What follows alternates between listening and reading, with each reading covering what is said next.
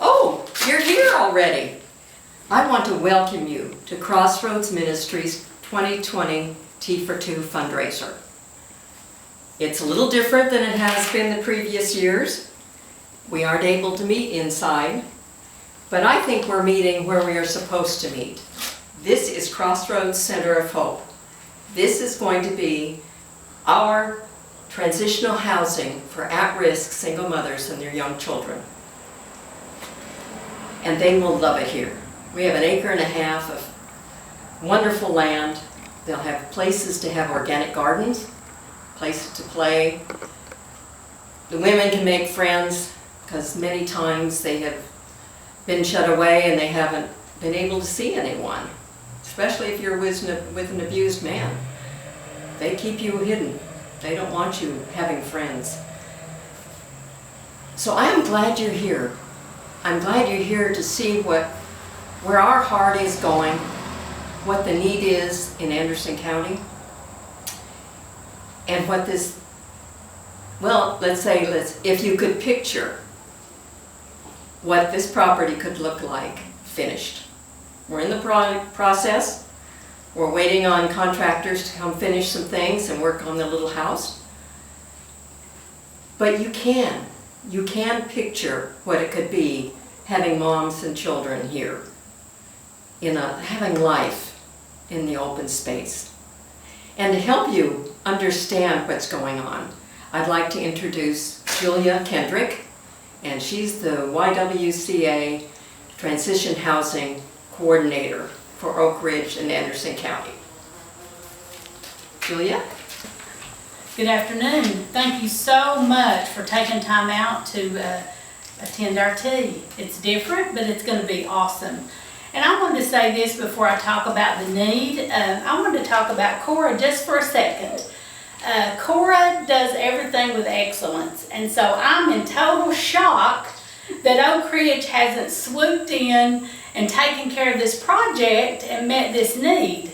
And I'm not scolding anybody, but I think sometimes that we don't realize the need that is right in our own back door, okay?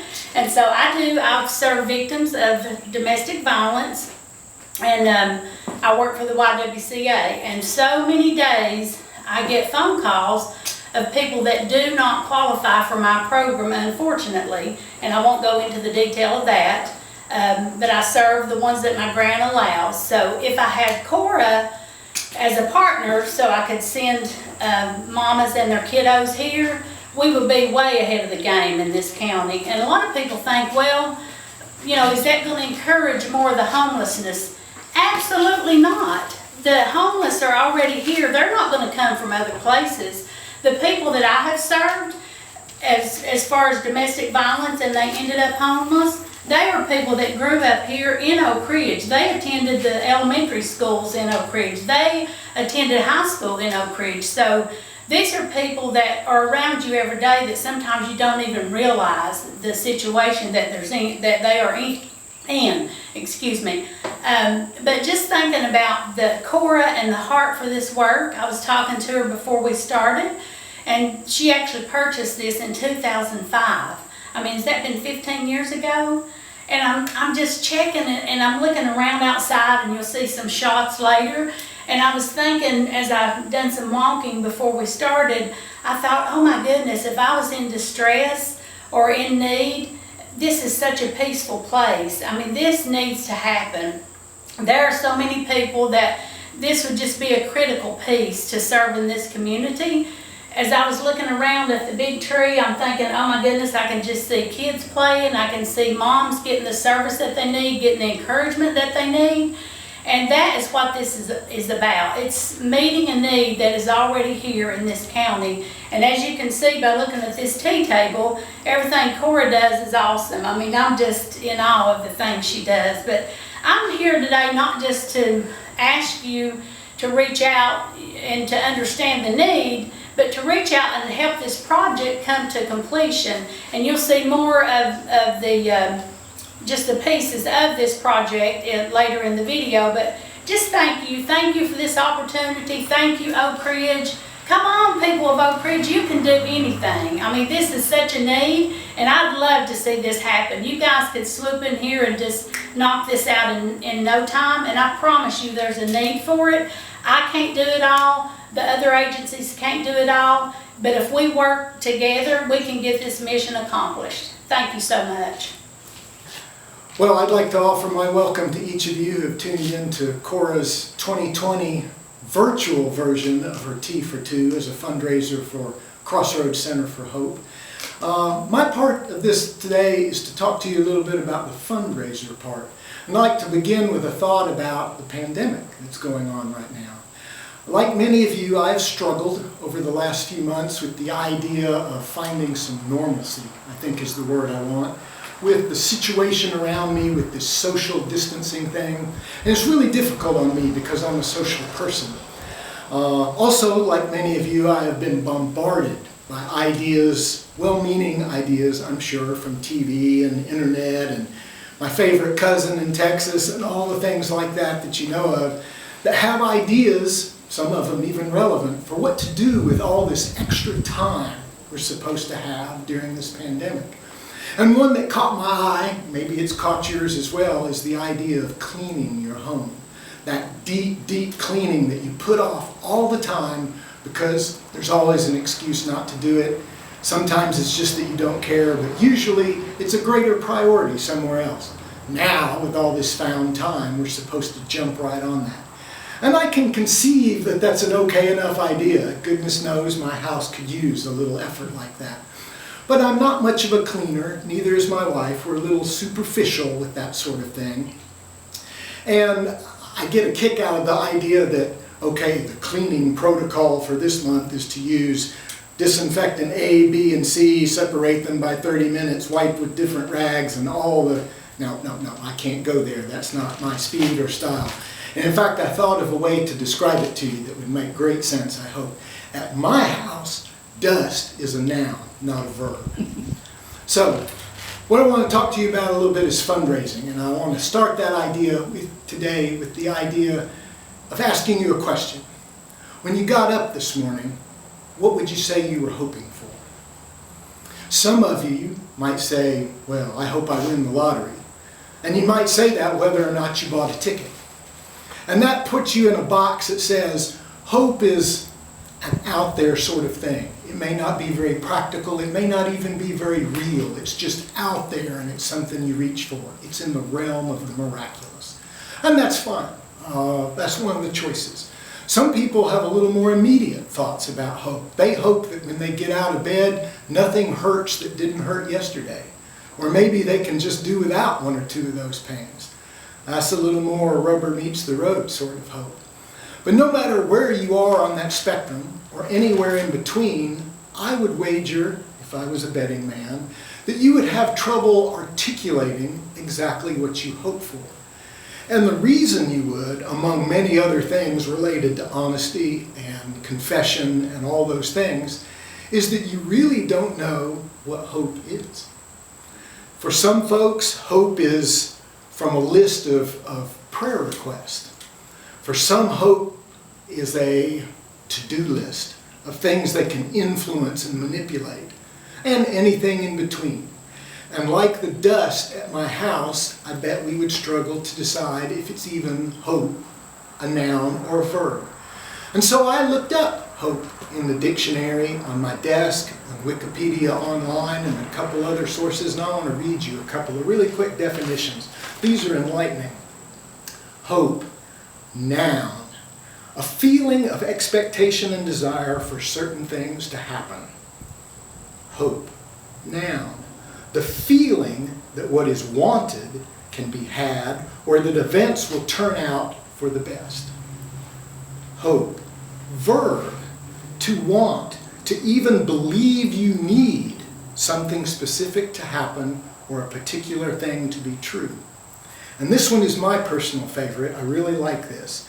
Hope, verb, to cherish a specific desire with anticipation.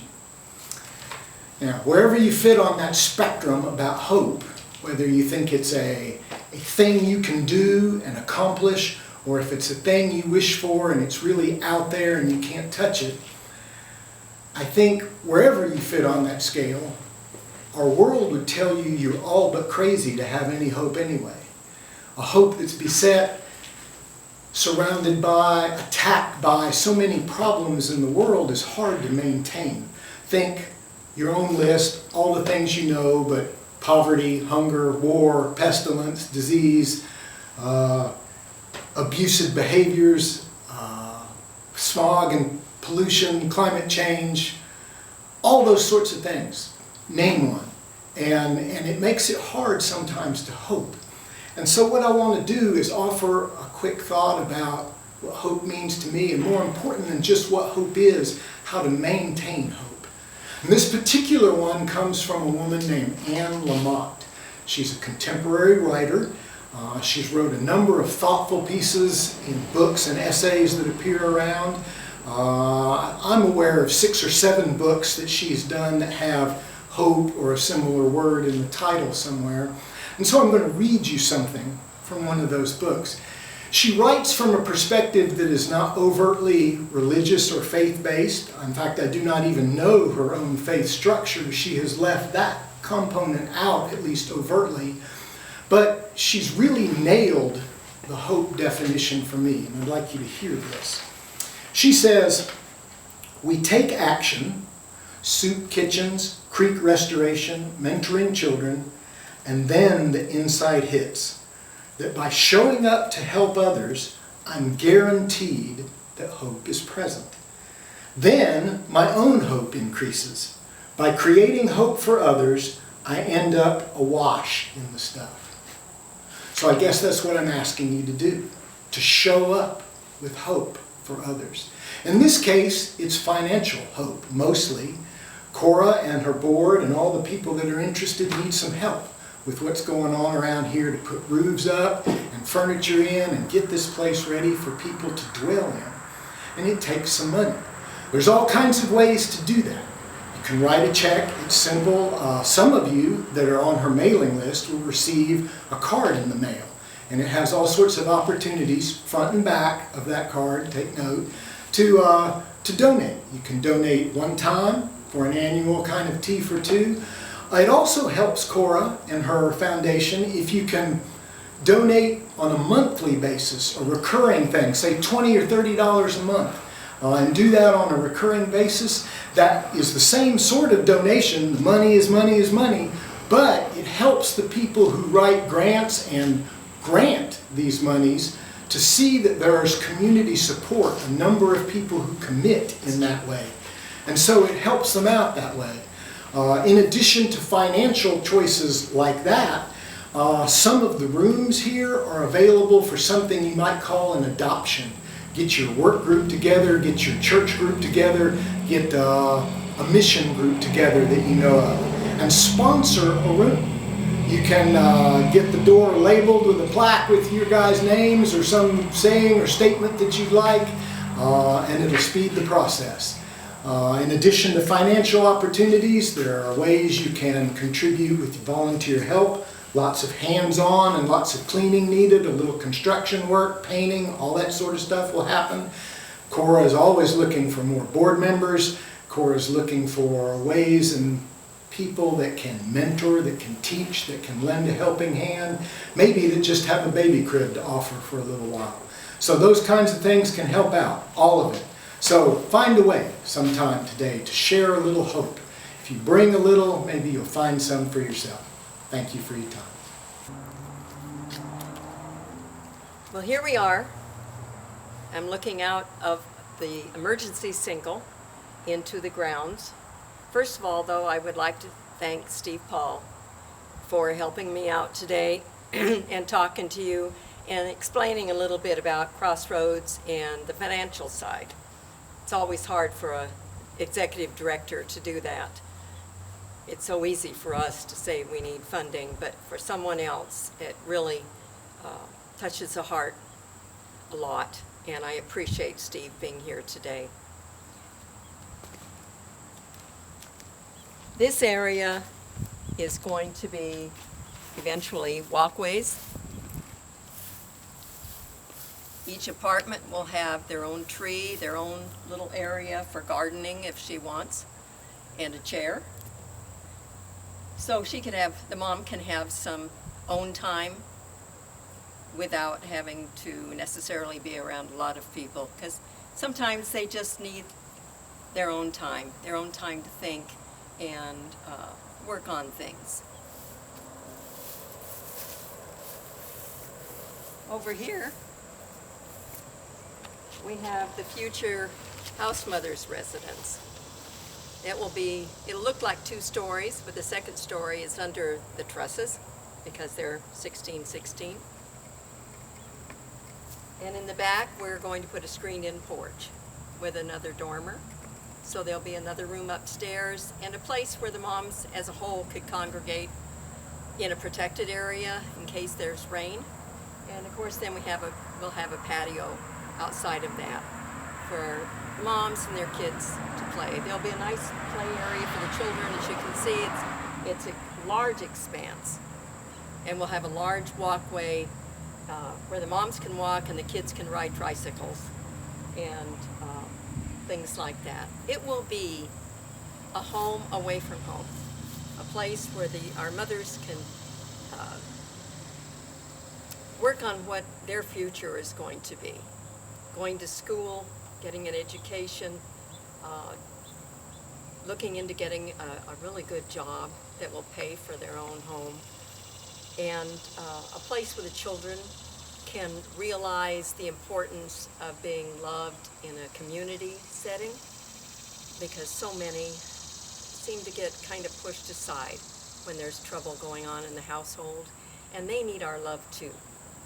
Each mom will have a mentor, more than one, we hope, and they will work with the parent and actually the little family, introduce them to their family so that they could see what a more normal family life could be.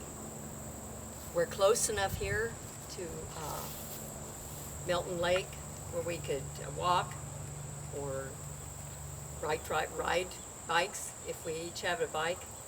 The little ones could have their trikes. It's just short ways down the road and right down the walkway to Milton Lake. So there's a lot out here. As you can see, it's very quiet. It's peaceful. So they can just come down from all the troubles they've had to deal with and just enjoy having a new place to live for a period of time. They can be here up to 3 years. The chances are it will be 1.5 to 2 years, because by then they will know what they want to do. They will have time to save money to move on. But we will be working with all the other agencies in Anderson County who offer something different. The Children's Advocacy Center for Children, Healthy Start will actually come in and work with a young family, and all of the other nonprofits that offer something that we are not going to offer. Ridgeview will offer their services because there may be some that really have situations to actually deal with. I've walked down here in the shade because I can't get in the sun much. You get a better view of the house mother's residence. This area in the back will be the organic gardens. And this will be a place for the house mother. They have a short fence, so she can have her private space too. But basically, all of this will be open to our residents. We have in the back the buildings we haven't started on that really need a lot of work. And they took the roof off. They weren't too careful. So that will be 3 one-bedroom apartments, a teaching kitchen, community room, craft room, playroom, nursery for when the moms are there, and the laundry room. When you come over to this building,